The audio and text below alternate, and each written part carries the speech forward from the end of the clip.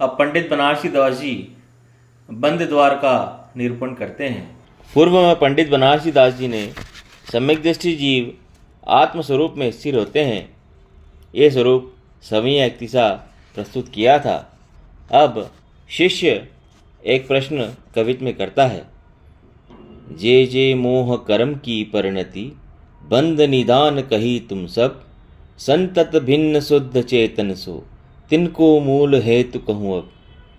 के यह सहज जीव को कौतुक, के निमित्त हैं पुद्गल दब, शीस नवाई शिष्य इम पूछत, कहे सुगुरु उत्तर सुनभव।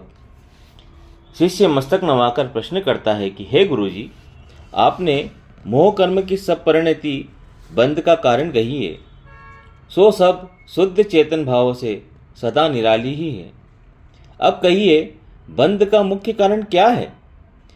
बंद जीव का ही स्वाभाविक धर्म है अथवा इसमें पुद्गल द्रव्य का निमित्त है? इस पर श्री गुरु उत्तर देते हैं, हे भव्य सुनो। शिष्य की शंका समाधान में सवैया इकतीसा प्रस्तुत करते हैं। जैसे नाना बरन पूरी बनाई दीजे हेट, उज्जवल विमल मणि सूरज करांति है। उज्जवलता भासे जब वस्तु को विचार कीजे, पूरी की झलक सोबरन भांति भांति है। तैसे जीव दरब को पुग्गल निमित्त रूप, ताकि ममता सो मोह मदिरा की भांति है। भेद ज्ञान दृष्टि सो सुभाव साधी लीजे ताहा, साचो शुद्ध चेतना आवाची सुख शांति है। जिस प्रकार स्वच्छ और सफेद सूर्यकांति अथवा स्फटिक मणि के नीचे अनेक प्रकार के डांक लगाए जावें तो वह अनेक प्रकार का रंग बिरंगा दिखने लगता है, और यदि वस्तु का असली स्वरूप विचार किया जावे तो उज्ज्वलता ही ज्ञात होती है। उसी प्रकार जीव द्रव्य में पुद्गल के निमित्त से उसकी ममता के कारण मोह मदिरा की उन्मत्तता होती है, पर भेद ज्ञान द्वारा स्वभाव सोचा जावे तो सत्य और शुद्ध चेतन की वचनातीत सुख शांति प्रतीत होती है। पंडित बनारसी दास जी पुनः सवैया इकतीसा प्रस्तुत करते हैं। जैसे माही मंडल में नदी को प्रवाह एक, ताही में अनेक भांति नीर को डरानी है। पाथर को जोर ताहा धार की मरोर होती, कांकर की खानी ताहा झाग की भरनी है। पोन की झकोर ताहा चंचल तरंग उठे, भूमि की नचानी ताहा भोर की परनी है। तैसे एक आत्मा अनंत रस पुद्गल, दूहों के संजोग में विभाव की भरनी है। जिस प्रकार की पृथ्वी तल पर यद्यपि नदी का प्रवाह एक रूप होता है, तो भी पानी की अनेक अवस्थाएं होती है। अर्थात जहाँ पत्थर से ठोकर खाता है वहाँ पानी धार मुड़ जाती है, जहाँ रेत का समूह होता है वहाँ फेन पड़ जाता है, जहाँ हवा का झकोरा लगता है वहाँ लहर उठती है, जहाँ धरती डालू होती है वहाँ भंवर पड़ती है। उसी प्रकार एक आत्मा में भांति भांति के पुद्गलों का संयोग होने से अनेक प्रकार की विभाव रूप परिणति होती है। पंडित बनारसी दास जी जड़ और चेतन की पृथक्यता पर दोहा पढ़ते हैं। चेतन लक्षण आत्मा, जड़ लक्षण तन जाल, तन की ममता त्यागी के, लीजे चेतन चाल। आत्मा का लक्षण चेतना है और शरीर आदि का लक्षण जड़ है। सो शरीर आदि से महत्व छोड़कर शुद्ध चैतन्य का ग्रहण करना उचित है। अब आत्मा की शुद्ध परिणति बताने के लिए सवैया तेईसा प्रस्तुत करते हैं। जो जग की करनी सब ठानत, जो जग जानत जोवत जोई, देह प्रवान पे देह सो दूसरो, देह चेतन चैतन सोई। देह धरे प्रभु देह सो भिन्न, रहे पर छन्न लखे नहीं कोई। लक्षण वेदी विचक्षण भुंजत, अक्षण सो पर तच्छ न होई। जो संसार की सभी क्रियाएं करता है तो जगत को जानने देखने वाला है। जो शरीर के बराबर रहता है पर शरीर से पृथक है, क्योंकि शरीर जड़ है और वह चैतन्य है। वह प्रभु यद्यपि देह में है पर देह से निराला है। वह ढका हुआ रहता है, सभी को दिखाई नहीं देता। ज्ञानी लोग लक्षण आदि से उसे पहचानते हैं, यह इंद्रिय गोचर नहीं। तुलसीदास जी शरीर की अवस्था का वर्णन करते हैं। देह चेतन प्रेत दरी रज, रेत भरी मल खेत की क्यारी। व्याधि की पोट आराधि की ओट, उपाधि की जोट समाधि सो न्यारी। रेजिय देह करे सुख हानि, इते पर तो ही लागत प्यारी। देह तो ही तजेगी निदान पे, तू ही तजे किन देह की यारी। देह जड़ है, मानो एक मुर्दा खाना ही है। वह रज और वीर्य से भरी हुई है। मल मूत्र रूपी खेतों की क्यारी है। रोगों की गठरी है। आत्मा के स्वरूप को ढकने वाली है। कष्टों का समुदाय है और आत्मध्यान से पृथक है। हे जीव, यह देह सुख का घात कराती है और तुझे प्रिय लगती है। आखिर को यह तुझे छोड़ेगी ही, फिर तू ही इसे अनुराग क्यों नहीं छोड़ देता है। पुनः दोहा प्रस्तुत करते हैं। सुन प्राणी सुगुरु कहे, देह खेय की खानी। धरे सहज दुख दोष को, करे मोक्ष की हानि। श्री गुरु उपदेश करते हैं कि हे जीव, शरीर मिट्टी की खदान है, स्वभाव से ही दुख और दोषमय है तथा मोक्ष सुख में बाधक है। पुनः सवैया 23 प्रस्तुत करते हैं। रेत की सोगड़ी की दो मड़ी है, मसान की सी अंदर अंधेरी, जैसे कंदरा है सेल की।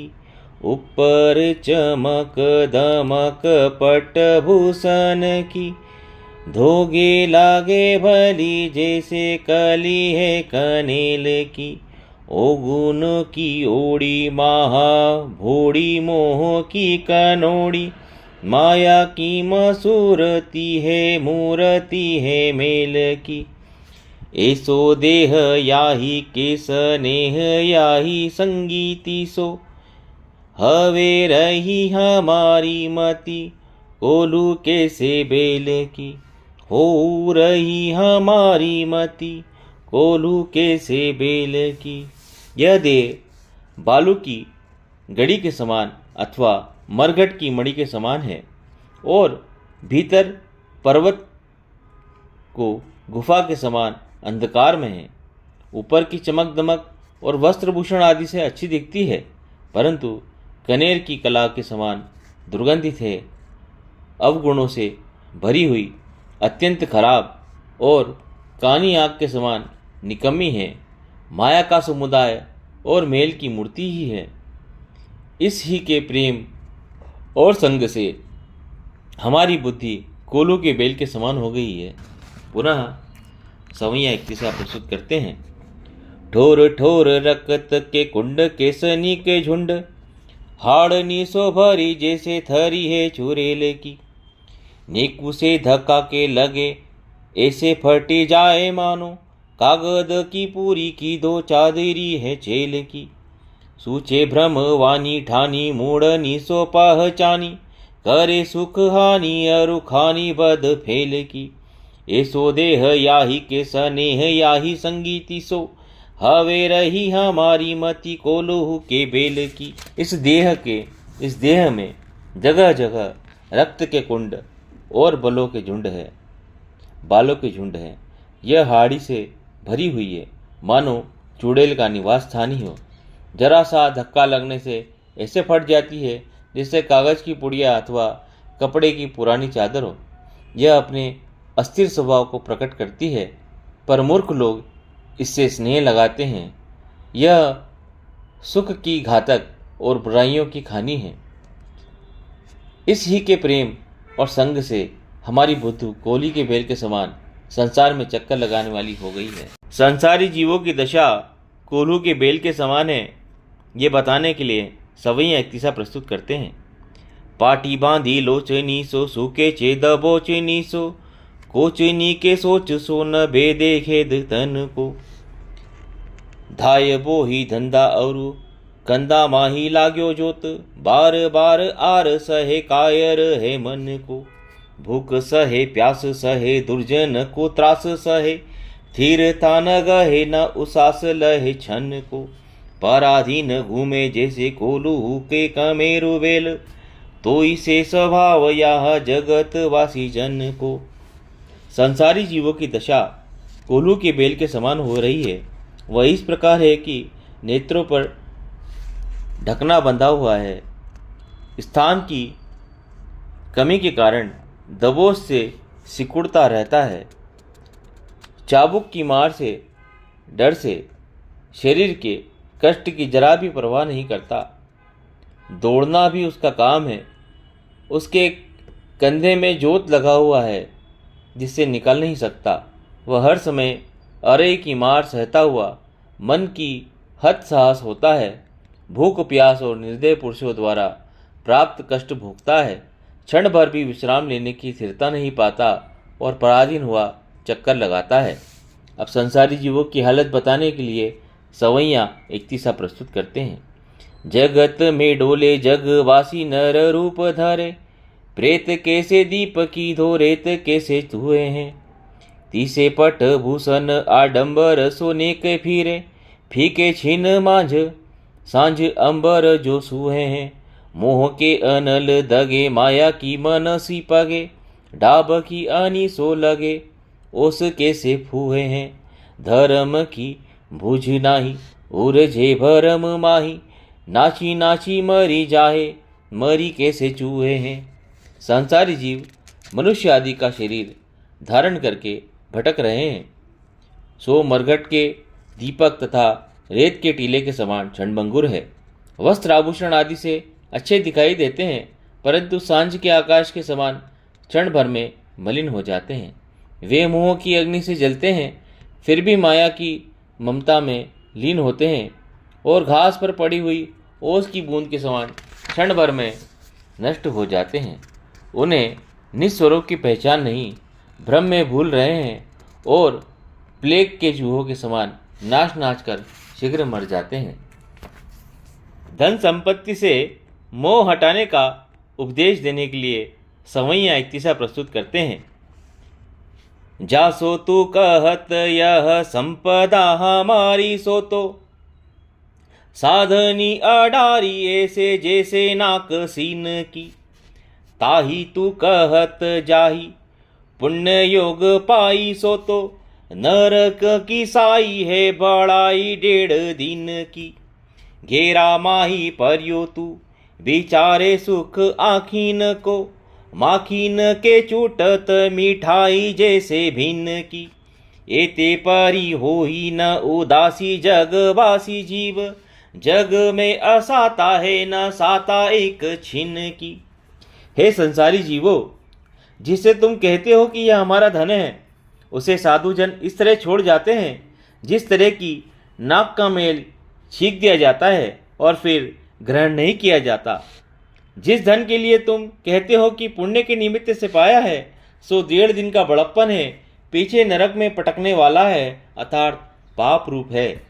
तुम्हें इससे आंखों का सुख दिखता है, इसके कारण तुम कुटुंबी जन आदि से घिर रहे हो, जैसे मिठाई के ऊपर मक्खियाँ भिन भिनाती है।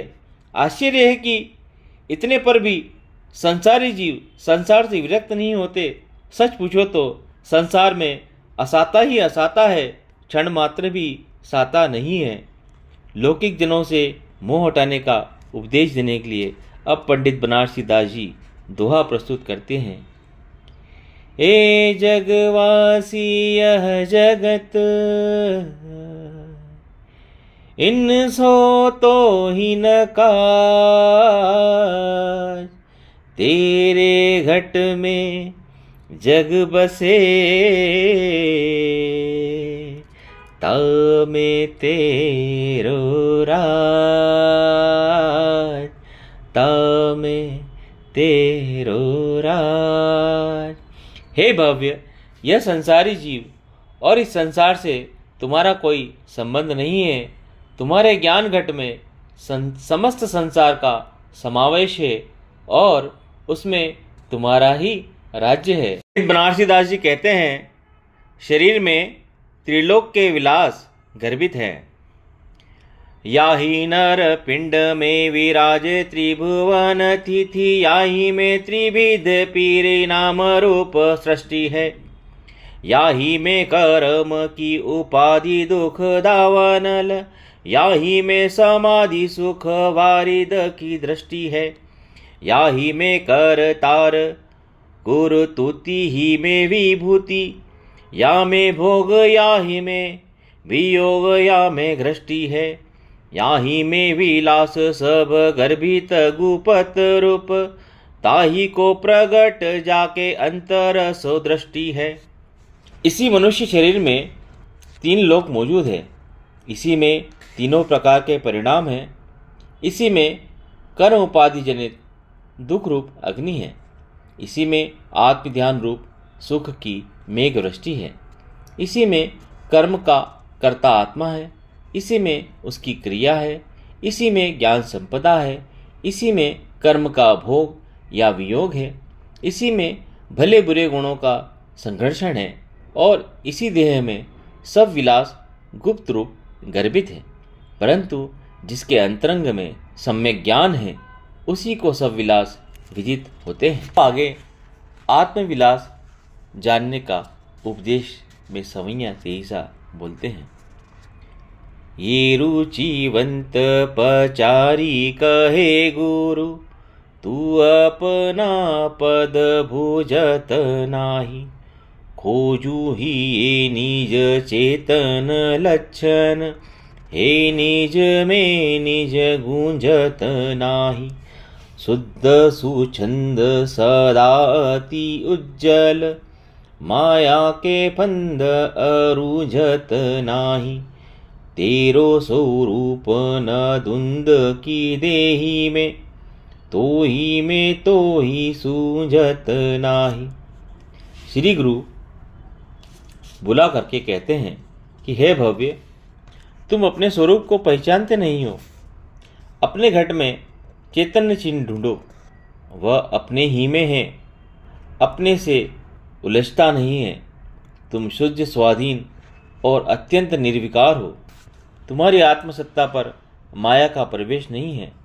तुम्हारा स्वरूप भ्रमजाल और दुविधा से रहित है, जो तुम्हें सूझता नहीं है। अब आत्मस्वरूप की पहचान ज्ञान से होती है, ये बताने के लिए सवैया तेईसा प्रस्तुत करते हैं। केई उदास रहे प्रभु कारण, की कहे उठी जाही कहीं के। केई प्रणाम करे गुड़ी मूर्ति, केई पहाड़ चढ़े चूड़ी झोंके। केई कहे असमान के ऊपरी, केई कहे प्रभु हेटी जमी के। मेरो धनी नरी दूर दिसंतर, मोही में है मोही सूझत नहीं के। आत्मा को जानने अर्थात ईश्वर की खोज करने के लिए कोई तो बाबा जी जन गए हैं, कोई दूसरे क्षेत्र में यात्रा आदि जाते हैं, कोई प्रतिमा बनाकर नमन पूजन करते हैं, कोई चौके पर बैठ पहाड़ों पर चढ़ते हैं। कोई कहते हैं कि ईश्वर आसमान में है और कोई कहते हैं कि पाताल में है।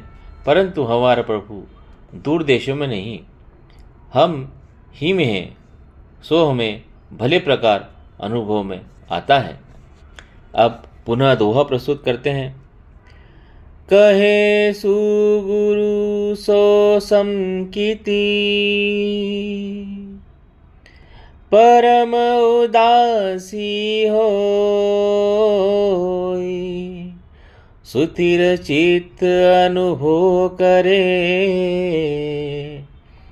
प्रभु पद पर से सोय। श्री गुरु कहते हैं कि जो सम्यक दृष्टि अत्यंत वितरागी होकर मन को खूब स्थिर करके आत्म अनुभव करता है, वही आत्मस्वरूप को प्राप्त होता है। अब पंडित बनारसी दास जी मन की चंचलता का वर्णन करने के लिए सवई अक्तिसा प्रस्तुत करते हैं। छीन में प्रवीण, छीन ही में माया सो मलिन, छीन कमे दीन, छीन माही जैसे शक्र है, लिए दौर धूप, छीन छीन में अनंत रूप, कोलाहल ठानत मथान कोसी तक्र है, नाट कोसो थार की दो हार है, रहट कोसी धार कोसी भोर की, कुंभार कोसु चक्र है, ऐसे मन भ्रामक सुधीर आजु कैसे हुई, और ही को चंचल अनादि ही को वक्र है। यह मन क्षण भर में पंडित बन जाता है, क्षण भर में माया से मलिन हो जाता है, क्षण भर में विषयों के लिए दीन होता है, क्षण भर में गर्व से इंद्र जैसा बन जाता है, क्षण भर में जहाँ तहाँ दौड़ लगाता है, और क्षण भर में अनेक वेश बनाता है। जिस प्रकार दही बिलोने पर छाछ की गड़गड़ी होती है, वैसा कोलाहल मचाता है। नटका थाल, रहट की माला, नदी की धार का भंवर अथवा कुंभार के चाक के समान घूमता ही रहता है। ऐसा भ्रमण करने वाला मन आज कैसे ही स्थिर हो सकता है, जो स्वभाव से ही चंचल और अनादिकाल से वक्र है।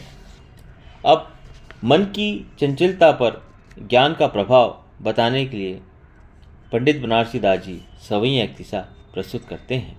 धायो सदा काल पे न पायो, कहूँ सोचो सुख, रूप सो विमुख दुख कूपवास बसा है, धर्म को धाती अधर्म को संगाती, माहा कूरपाती जाकी सेनी पात की सो दास है, माया को भपटी कहे काया सो लपटी रहे, भूल्य ब्रह्म भोर में बाहिर कोसी ससा है, ऐसो मन चंचल पताका सो अंचल, सु ज्ञान के जगे सु निर्वाण पथ घसा है। यह मन सुख के लिए हमेशा से ही भटकता रहा है, पर कहीं सच्चा सुख नहीं पाया, अपने स्वानुभव के सुख से विरुद्ध हुआ, दुखों के कुएं में पड़ रहा है। धर्म का घाती, अधर्म का संगाती, महाउपद्रवी, सन्निपात के रोगी के समान असावधान हो रहा है। धन संपत्ति आदि को फुर्ती के साथ ग्रहण करता है और शरीर से मोहब्बत लगाता है। भ्रम जाल में पड़ा हुआ ऐसा भूल रहा है जैसा शिकारी के घर में खरगोश भ्रमण करता है। वह मन पताका के वस्त्र के समान चंचल है। यह ज्ञान का उदय होने से मोक्ष मार्ग में प्रवेश करता है। मन की स्थिरता का प्रयत्न करने के लिए अब पंडित बनारसी दास जी दोहा प्रस्तुत करते हैं। जो मन विषय कसाय में, बरते चंचल सोई, सो मन ध्यान विचार सो, रुके सो अविचल होय। जो मन विषय कसाय आदि में वर्तता है वह चंचल रहता है, और जो आत्मस्वरूप के चिंतन में लगा रहता है वह स्थिर हो जाता है। पुनः दोहा कहते हैं। ताते विषय कसाय सो, फिर सुमन की बानी, शुद्धात्म अनुभव विषय, कीजे अविचल आनी। इससे मन की प्रवृत्ति विषय कषाय से हटाकर उसे शुद्ध आत्मा अनुभव की ओर लाओ और स्थिर करो। पंडित बनारसी दास जी आत्म अनुभव करने का उपदेश देते हैं। अलख अमूर्ति अरूप अविनाशी अज निराधार निगम निरंजन निरंद है। नाना रूप भेष धरे भेष को न लेस धरे, चेतन प्रवेत धरे चेतन की खंड है। मोह धरे मोहि सो विराजे तामे तो ही सो, न तो ही सो न मोहि सो न रागी निरबंध है। ए सोचिदानंद या ही घट में निकट तेरे, ताही तू विचारू मन और सब धंध है। यह आत्मा अलख अमूर्तिक अरूपी नित्य अजन्मा निराधार ज्ञानी निर्विकार और अखंड है। अनेक शरीर धारण करता है पर उन शरीर के किसी अंश रूप नहीं हो जाता। चेतन प्रदेश को धारण किए हुए चैतन्य का पिंड ही है। जब आत्मा शरीर आदि से मोह करता है तो मोही हो जाता है, और जब अन्य वस्तुओं में राग करता है तब उन रूप हो जाता है। वास्तव में न शरीर रूप है और न अन्य वस्तु रूप है। वह बिल्कुल वीतरागी और कर्मबंध से रहित है। हे मन, ऐसा चिदानंद इसी घट में तेरे निकट है, तो इसका विचार कर, उसके सिवाय ये सब जंजाल है। बनारसी दास जी आत्म अनुभव करने की विधि बताने के लिए सवैया इक्तिसा प्रस्तुत करते हैं। प्रथम सुदृष्टि सो शरीर रूप कीजे भिन्नता में और सूक्ष्म शरीर भिन्न मानिए। अष्ट कर्म भाव की उपाधि सो कीजे भिन्न, ताहू में सुबुद्धि को विलास भिन्न जानिए। तामे प्रभु चेतन विराजत खंड रूप, वह श्रुत ज्ञान के प्रवान और आनिए। वाही को विचार करी वाही में मगन हुजे, वाको पद साधी वे को ऐसी विधि ठानिए। पहले भेद विज्ञान से स्थूल शरीर को आत्मा से भिन्न मानना चाहिए। फिर उस स्थूल शरीर से तेजस कार्मांड सूक्ष्म शरीर अत्यंत भिन्न है, उसे भिन्न जानना उचित है। पश्चात अष्टकर्म की उपाधि जनित राग द्वेषों को भिन्न करना और फिर भेद विज्ञान को भी भिन्न मानना चाहिए। उस भेद विज्ञान में अखंड आत्मा विराजमान है, उसे शुद्ध ज्ञान प्रमाण या नए निक्षेप आदि से निश्चित करके उसी का विचार करना और उसी में लीन होना चाहिए। मोक्ष पद पाने की निरंतर ऐसी ही रीति है। पंडित बनारसी दास जी कहते हैं, आत्म अनुभव से कर्म बंध नहीं होता। चौपाई में कहते हैं, इह विधि वस्तु व्यवस्था जाने, रागादिक निज रूप न माने। ताते ज्ञानवंत जग माही, कर्म बंध को करता नाही। संसार में सम्यक दृष्टि जीव ऊपर कहे अनुसार आत्मा का स्वरूप जानता है और राग द्वेष आदि को अपना स्वरूप नहीं मानता। इससे वह कर्म बंध का करता नहीं है। भेद ज्ञानी की क्रिया कैसी होती है उसका वर्णन करने के लिए सवैया इक्तिसा प्रस्तुत करते हैं। ज्ञानी भेद ज्ञान सो विलेछि पुद्गल कर्म, आत्मिक धर्म सो निराली करी मान तो। ताकि मूल कारण अशुद्ध राग भाव ताके, नासवे को शुद्ध अनुभव अभ्यास ठान तो। याही अनुक्रम पर रूप सन बंध त्यागी, आप माही आपनो स्वभाव गाही मान तो। साधी सभी चाल निरबंध होत तीहु काल, केवल विलोक पाई लोकालोक जान तो। ज्ञानी जीव भेद विज्ञान के प्रभाव से पुद्गल कर्म को सदा जानता है और आत्म स्वभाव से भिन्न मानता है। उन पुद्गल कर्मों के मूल कारण राग द्वेष मोह आदि विभाव है। उन्हें नष्ट करने के लिए शुद्ध अनुभव का अभ्यास करता है और 54वें कवित्व में कही रीति के अनुसार पर रूप तथा आत्म स्वभाव से भिन्न बंध पद्धति को हटाकर अपने ही में अपने ज्ञान स्वभाव को ग्रहण करता है। इस प्रकार वह सदैव मोक्ष मार्ग का साधन करके बंधन रहित होता है और केवल ज्ञान प्राप्त करके लोकालोक का ज्ञायक होता है। तुलसीदास जी भेद ज्ञानी का पराक्रम बताने के लिए सवैया प्रस्तुत करते हैं। जैसे कोई मनुष्य अजान महाबलवान, खोदी मूल वृक्ष को उखाड़ेगा ही बाहु सो। तेसे मतिमान द्रव्य कर्म भाव कर्म त्यागी, हवे रहे अतीत मति ज्ञान की दशा सो। या ही क्रिया अनुसार मीटे मोह अंधकार, जगे ज्योति केवल प्रधान सविता सो। चूके ना सकती सो लुके ना पुग्गल माही, धूके मुख थल को रूखे ना फिर काहू सो। जिस प्रकार कोई अजान महाबलवान मनुष्य अपने बाहुबल से किसी वृक्ष को जड़ से उखाड़ डालता है, उसी प्रकार भेद विज्ञानी मनुष्य ज्ञान की शक्ति से द्रव्य कर्म और भाव कर्म को हटाकर हल्के हो जाते हैं। इस रीति से मोह का अंधकार नष्ट हो जाता है और सूर्य से भी श्रेष्ठ केवल ज्ञान की ज्योति जागती है। फिर कर्म नो कर्म से नहीं छिप सकने योग्य अनंत शक्ति प्रकट होती है, जिससे वह सीधा मोक्ष को जाता है और कोई भी उसे रोक नहीं सकता।